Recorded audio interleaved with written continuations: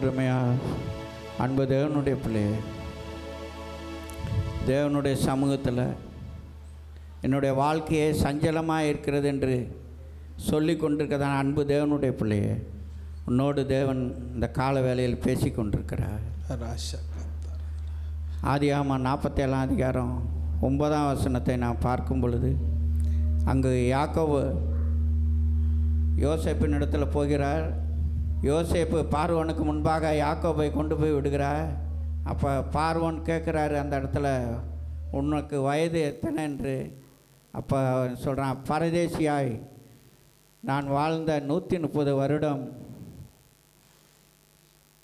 130 வருடம், அந்த 130 வருடமும் கொஞ்சமும் சஞ்சலம் நிறைந்ததுமாக இருக்கிறது என்று அவன் சொல்கிறான். அன்பு தேவனுடைய பிள்ளையே, சஞ்சலம் என்னுடைய வாழ்க்கை, என்னுடைய ஆயுசு நாட்கள் பிதாக்களின் பரதேசியாய் வாழ்ந்த பிதாக்களுக்கு ஆயுசு நாட்களுக்கு எட்டவில்லை என்று அவன் அந்த இடத்துல சொல்கிறான். அன்பு தேவனுடைய பிள்ளையே, யாக்கோபுடைய வாழ்க்கையில் 42ஆம் அதிகாரம் 36ஆம் வசனத்தில் சொல்கிறாரு, அந்த கடைசி பகுதியில், யோசேப்பும் இல்லை, பென்யமீனும் இல்லை, சிமியோனும் இல்லை, எல்லாம் எனக்கு விரோதமாக நேரிட்டு கொண்டிருக்கிறது என்று. அன்பு தேவனுடைய பிள்ளையை, அந்த கால வேளையில் நீயும் அப்படிப்பட்டதான அநேக காரியங்களை சொல்லி கொண்டிருக்கிறாய். என்னுடைய வாழ்க்கையில் எல்லாம் எனக்கு விரோதமாகவே நடந்து கொண்டிருக்கிறது. நான் நினைக்கிற காரியங்கள் எதுவுமே நடப்பதில்லை, எல்லாமே தீமையாகவே நடந்து கொண்டிருக்குது.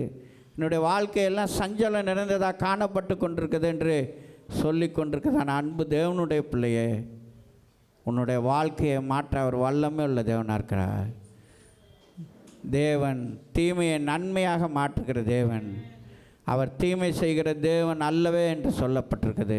அன்பு தேவனுடைய பிள்ளையே, உன்னுடைய வாழ்க்கையில் காணப்படுகிறதான அனைத்து காரியங்களையும் தேவன் அனுமதிப்பதற்கு, அதையெல்லாம் உன்னுடைய வாழ்க்கையில் நன்மையாக மாற்றுவதற்காக தானே ஒழிய உன்னை அழிப்பதற்காக அல்ல, உமக்கு தீமை செய்வதற்காக அல்ல.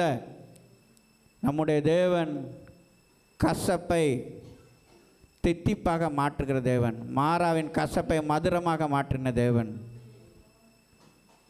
நம்முடைய தேவன் நம்முடைய வாசஸ்தலத்தில் உன்னதமான தேவனாகி கர்த்தரை தாபரமாக கொண்டிருப்பது நிமித்தமாக வாதை கூடாரத்தை அணுகாது, பொல்லாப்பு உனக்கு நேரிடாது என்று சொன்ன தேவன். நம்முடைய தேவன் ஜீவனுள்ள நாளெல்லாம் நன்மையும் கிருபையும் தொடர பண்ணுகிற தேவன். இப்படிப்பட்டதான தேவன் நம்முடைய வாழ்க்கையில் ஏன் சஞ்சலத்தை அனுமதிக்கிறார் என்றால், அநேக நேரங்களில் நம்முடைய சுபாவங்களை மாற்றப்படுவதற்காக, நம்முடைய சுபாவத்தை மறுரூபப்படுத்துவதற்காக தான் தேவன் சில காரியங்களை நம்முடைய வாழ்க்கையில் அனுமதிக்கிறார். அன்பு தேவனுடைய பிள்ளையே, யாக்கோபுடைய வாழ்க்கையிலும் அப்படி தான். யாக்கோபு பாருங்கள், எப்படிப்பட்ட ஒரு நிலைமையில் அவன் காணப்பட்டான். அவனுடைய வாழ்க்கையெல்லாம் அநேகரை இப்படி தான் தேவன் ஏதாவது ஒரு பிரச்சனை இல்லை கொண்டு வந்து அவர்களை அவர் பிடிக்கிறாரு. பிடித்து அவர்களிடத்தில் காணப்படுகிறதான முரட்டாட்டமான காரியங்கள், பெருமை, இதையெல்லாம் ஒன்றுமில்லாமல் உடைத்து அவர்களுடைய சுபாவங்களை மறுரூபப்படுத்துகிறார். அன்பு தேவனுடைய பிள்ளையை, அவர் தீமை செய்கிற தேவன் அல்ல, தீமையை நன்மையாக மாற்றுகிற தேவன்.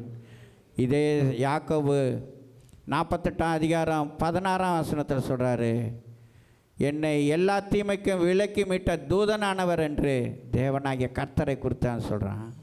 அன்பு தேவனுடைய பிள்ளையை, எல்லா தீமைக்கும் விலக்கி மீட்டார் என்று அவன் சொல்கிறான். எதற்காக யாக்கோபுடைய வாழ்க்கையில் இப்படிப்பட்டதான அநேக காரியங்களை தேவன் அனுமதித்தார்? யாக்கோபு பாருங்கள், ஏசாவை ஏமாற்றி கொண்டு ஓடிவிட்டான். அதே ஏசாவை சந்திக்க வருகிறான், முழுவதும் ஜெபிக்கிறான், நீர் என்னை ஆசீர்வதித்தால் ஒழிய உம்மை விடமாட்டேன் என்று. அந்த இடத்துல யாக்கோபுக்கு ஒரு பிரச்சனை என்னென்ன, தொடைச்சந்தை பார்த்திங்கன்னா சுளுக்கிட்டு என்று பார்க்குறோம். இப்போ அவன் நொண்டி நொண்டி நடக்கிறான், அவனால் ஓட முடியாது. நாளை காலையில் ஏசாவை சந்திக்க போகிறான், ஏசா 400 பேரோடு வருகிறான்.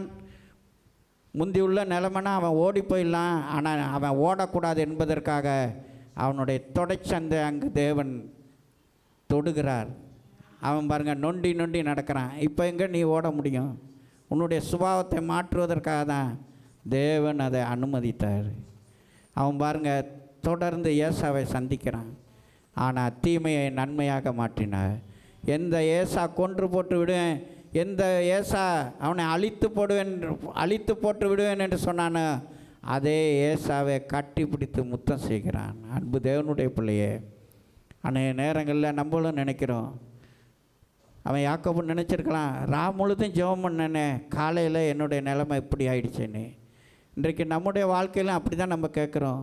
என்னுடைய பிரச்சனைக்காக நான் முழுதும் ஜெபித்தேன், ஆனால் எனக்கு சஞ்சலம் தான் நேரிட்டது, எனக்கு பிரச்சனை தான் நேரிட்டது என்று நம்ம அநேக நேரங்களில் தேவனிடத்தில் முறுமுறுத்து கொண்டிருக்கிறோம். அன்பு தேவனுடைய பிள்ளையே, தேவன் உன்னுடைய சுபாவத்தை மாற்றுவதற்காக தான் அதை அனுமதித்தார். நம்முடைய வாழ்க்கையில் நம்ம அந்த சுபாவம் மாற்றப்படும் பொழுது நம்முடைய வாழ்க்கையில் நமக்கு நேரிடுகிற தீமையான காரியங்கள், சஞ்சலங்களை எல்லாம் அவர் நன்மையாக அவர் மாற்றுகிறார்.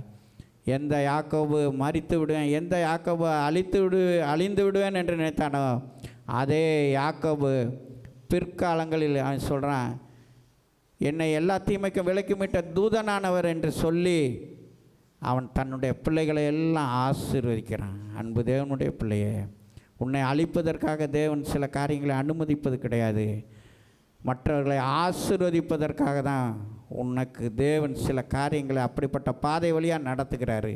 உன்னுடைய சுபாவத்தை மாற்றி உன் மூலமாக மற்றவர்களை ஆசீர்வதிப்பதற்காக தான். அதற்கு பிற்பாடு யாக்கோபு பாருங்கள், 17 வருடம் அவன் எல்லாரையும் ஆசீர்வதித்தான். ஈவன் பார்வோனை கூட அவன் தான் ஆசீர்வதித்தான். பார்வோன் கூட அவனிடத்தில் ஆசீர்வாதம் பெறுகிறான். அன்பு தேவனுடைய பிள்ளையே, புறஜாதிக்கு முன்பாக கொஞ்சமும் சஞ்சலமுமா என்னுடைய ஆயுசு நாட்கள் காணப்பட்டது என்று சொன்னதான அதே யாக்கோபை கொண்டே தேவன் பார்வோனை ஆசீர்வதிக்கிறார். அன்பு தேவனுடைய பிள்ளையே, அதனால் நான் அவிசுவாசமான வார்த்தைகளை சொல்லாதீங்க.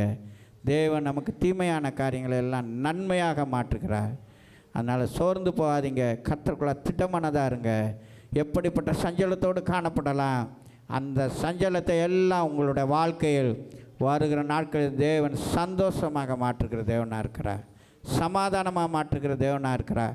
எங்கே அழிந்து போய்விடுவேன் என்று நினைக்கிறீர்களோ உங்களை எடுத்து நிறுத்தி உங்கள் மூலமாக மற்றவர்களை தேவன் ஆசீர்வதிப்பார். அதனால் சோர்ந்து போகாதீங்க.